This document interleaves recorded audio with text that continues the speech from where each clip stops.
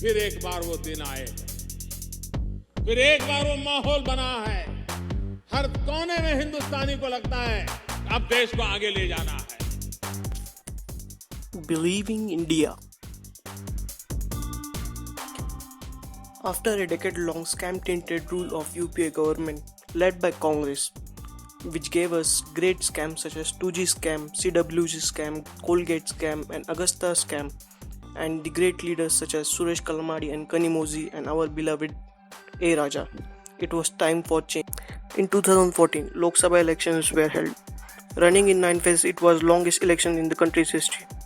After a long election, Judgment Day arrived. Results were declared at 16th May 2014, and as many expected, it was jaw-dropping victory for BJP with 282 seats alone by BJP and total of 336 seats by NDA.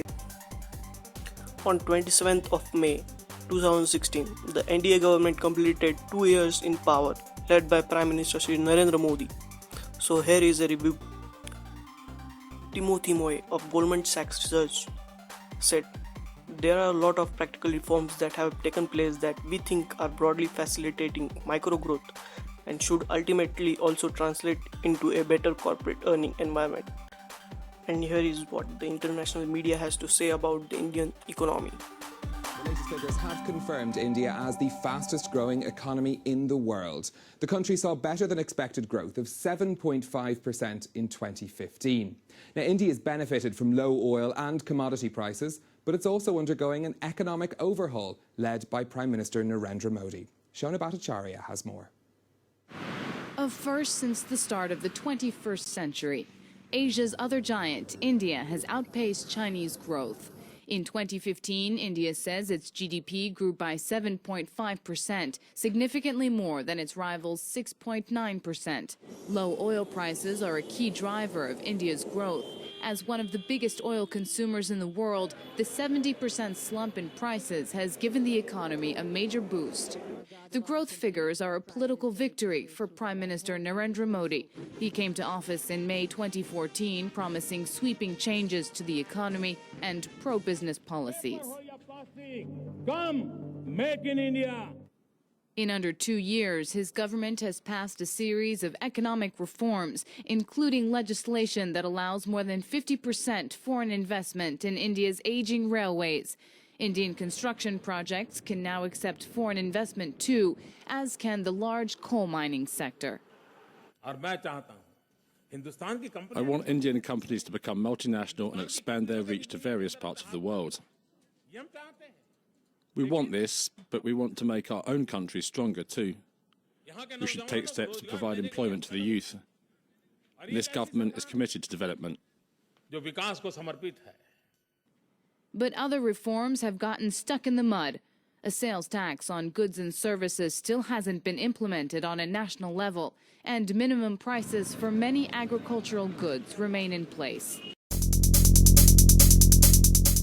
So while the divide exists in a country like India, I think the biggest thing that's happening today is a whole lot of efforts around financial inclusion and around skilling, people so as to make them more eligible or capable of generating livelihoods. So what the government has done is what we call the JAM Trinity, which is the Jan Dhan, the Aadhaar and the mobile. That is, we have opened as the banking industry 180 million bank accounts in the last 12 months for the unbanked 80 people. 80 million bank accounts. Yes. That's 12 months. And then we back it up. That's crazy. Isn't that amazing? Yeah, absolutely, it is. And then we back it up with the unique identity that the government is giving to every individual in India. And then we combine that with direct benefit transfers of subsidies. And that kind of brings in so many of these million people in the economic activity. So I'll confess, I didn't know this. This unique identity, is it a card? It's actually just a number. It's a number. It's a number. But how many people is that when you give them? So it's been given to almost the entire population now. But since now even the unbanked people have this unique identity, it's possible for banks to open a bank account for them. But this looks like a large opportunity for Western companies, investment and things like that. As I say, it appears to be growing faster than China. It's the 7th largest economy in the world.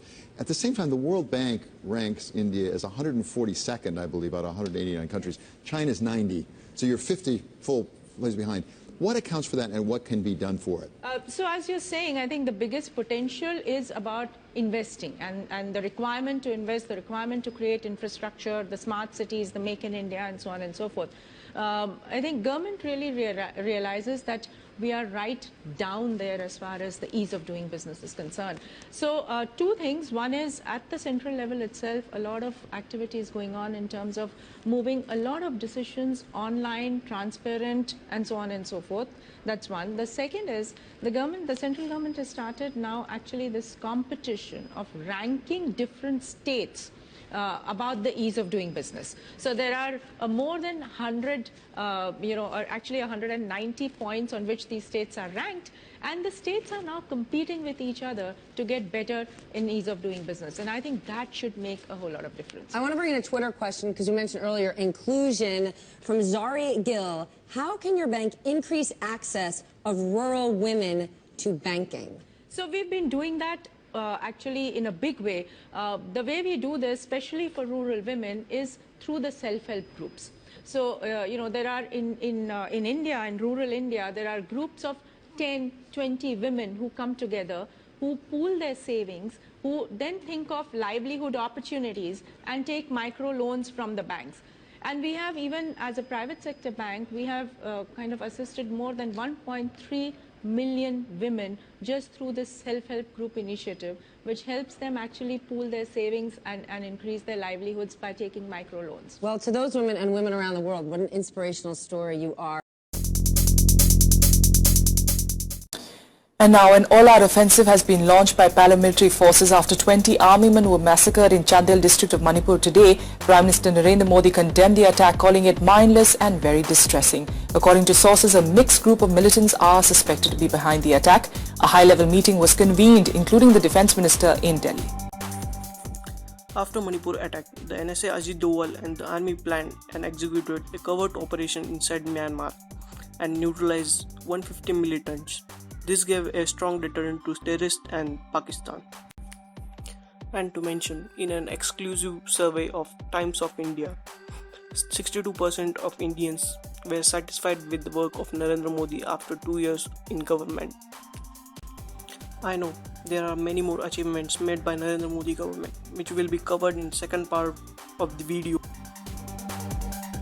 And hey, don't forget to subscribe my channel, Believing India. Have a good day.